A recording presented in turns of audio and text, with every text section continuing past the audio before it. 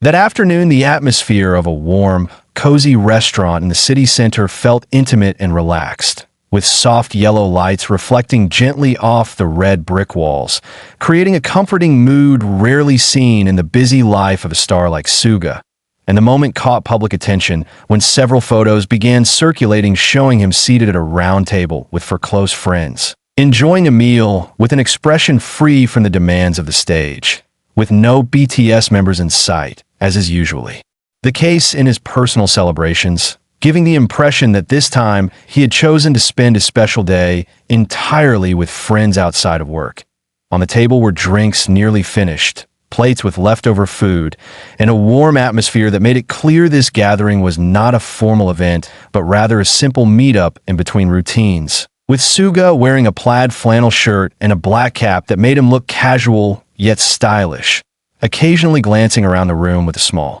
smile as if savoring the rare break from the noise of the entertainment world. His presence there quickly became a talking point among fans when the photos spread on social media, not because of any drama or major event, but because the public rarely sees him outside of official group activities, especially in a private celebration not captured by professional cameras. So every detail in the image, from his seating position to the dishes served and his calm facial expression, was interpreted as a portrait of the human side rarely exposed from a Suga, usually seen on stage with full energy. The gathering moved at an unhurried pace, his friends engaged in light conversation with occasional soft laughter, while Suga held his glass, taking sips between listening to stories, and even without surprises or big events, it was the quietness of the moment that made it special. Because in the midst of a career demanding constant public attention, he had chosen to mark his important day with a small circle that gave him comfort, showing that behind all the big achievements, he still preserved space for genuine personal connections. The restaurant grew calmer as time passed. The lights dimmed further, and other guests began leaving their tables while Suga and his friends remained, savoring the last flow of conversation without rushing, as if wishing to capture every second of a gathering that was simple yet full of meaning. A scene proving that the happiness of a famous celebrity often comes in the most unpretentious forms. The evening gradually settled into a rhythm that seemed untouched by the outside world as Suga and his friends leaned back in their chairs. The remnants of their dinner slowly pushed toward the center of the table, while the staff quietly moved between tables, clearing plates for other patrons. Yet their corner of the restaurant remained filled with the comfortable air of people who had nowhere else they urgently needed to be, and it was in this easygoing environment that Suga seemed most at ease,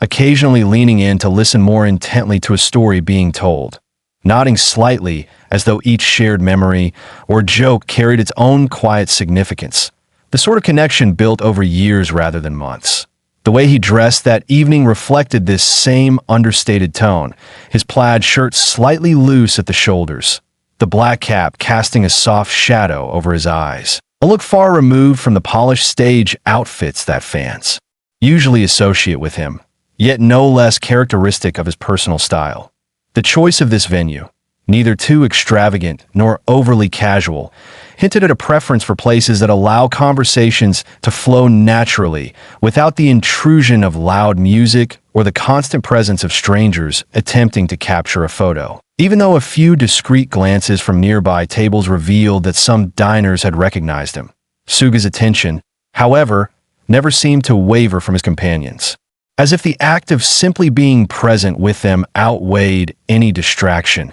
And this grounded focus was perhaps why those who saw the scene felt compelled to share it, because it offered an unfiltered glimpse into how a public figure navigates his private time. Hours passed without any noticeable shift in pace, the group ordering small plates to share as the evening stretched on, conversations blending into the ambient hum of the restaurant, laughter becoming softer yet no less genuine. And when drinks were refilled, it seemed less about extending the night and more about savoring the calm before it inevitably ended. In that dimly lit corner, Away from the structured schedules and rehearsals that often define his days, Suga appeared to be a man simply enjoying the company of trusted friends, the kind of moment that doesn't announce itself as special, but becomes memorable precisely because of its quiet authenticity. And as the background music played at a volume low enough to almost disappear, the scene became less about any one person and more about the shared experience. The feeling of belonging that can turn an ordinary evening into something worth remembering, both for those who lived it and for those who later saw it frozen in a single photograph.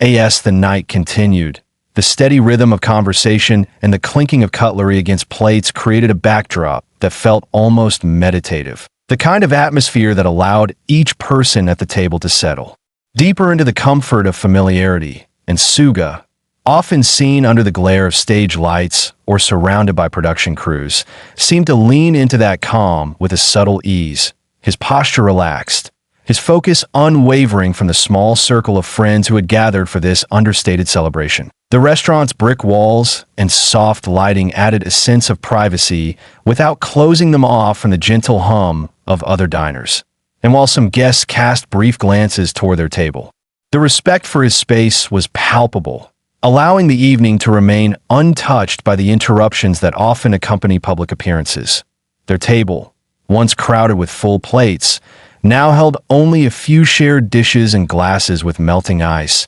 each detail a quiet reminder of the hours that had already passed, yet no one seemed in a rush to conclude the gathering. There was a quiet balance in the way they occupied the space, leaning in when a story drew interest, leaning back when silence felt natural, the kind of ebb and flow that comes only from long-standing friendships. Suga's attire, already casual, seemed to blend seamlessly with the atmosphere, and in that unremarkable yet significant way, he became just another person enjoying the evening, the lines between celebrity and friend blurring in the glow of the dim lights. Every so often, the soft sound of a waiter placing something on the table would briefly punctuate the flow of the night. Perhaps a small dessert or another round of drinks, though the emphasis was never on the food itself but on the steady continuation of their time together. Outside, the city's night traffic moved at its usual pace, unaware of the scene unfolding inside.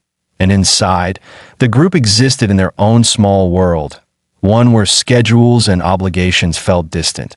In moments like these, the perception of Suga as a figure constantly in motion was replaced by an image of someone rooted in the present, someone willing to let the hours pass without agenda. And that in itself felt rare. By the time the staff began subtly preparing the restaurant for closing, clearing nearby tables, and dimming the lights further, the conversation had softened into something almost reflective, the kind of quiet exchange that signals the approaching end of a shared moment. And while no one reached for their coats immediately, there was a shared understanding that the evening had given them exactly what they had come for, a space to simply be together without the weight of expectation. When the evening finally began to wind down, the subtle changes in the restaurant's atmosphere signaled that the night had reached its natural conclusion, the staff moving with a quiet efficiency to clear the last tables while keeping the tone unhurried. And at Suga's corner table, the group lingered for just a little longer, sipping the final drops from their glasses and exchanging a few last remarks that carried the unspoken warmth of shared time well spent. There was no rush to stand, no sudden movement that broke the rhythm they had built over the course of several hours. Only a gradual gathering of personal items and a glance toward the doorway that suggested they were ready to step back into the outside world. Suga adjusted his cap slightly, his expression calm, the relaxed air around him unchanged from the moment he had first arrived. And as he stood with his friends, there was a quiet cohesion to the way they left the table together, moving through the softly lit space as if they were carrying the atmosphere of their corner with them. Outside, the night air was cooler than when they had entered, the city's streetlights casting elongated shadows on the pavement, and the group paused briefly on the sidewalk, perhaps deciding on their next step or simply taking in the surroundings before parting ways. The sound of traffic and distant chatter filled the air, yet in that moment the street felt less like a bustling public space and more like a gentle transition from one setting to another. For Suga, the evening had unfolded without spectacle or publicity, a celebration that did not rely on grand gestures, but instead on the steady comfort of those who had been present. And it was this understated quality that seemed to define the night. There were no photographers waiting at the curb, no crowd gathered to call his name. Just the quiet movement of people going about their own lives as he and his friends dispersed into the flow of the city, each heading in their own direction. In the grand scale of a career filled with tours, awards, and public appearances, this might have been an ordinary night, but in its simplicity it offered a rare glimpse into the balance he maintains between the demands of his profession and the grounding presence of personal connections. And as the street stretched ahead, the glow of the restaurant fading behind him, it was clear that the value of such moments lay not in how they were seen by others, but in how they were felt by those who experienced them.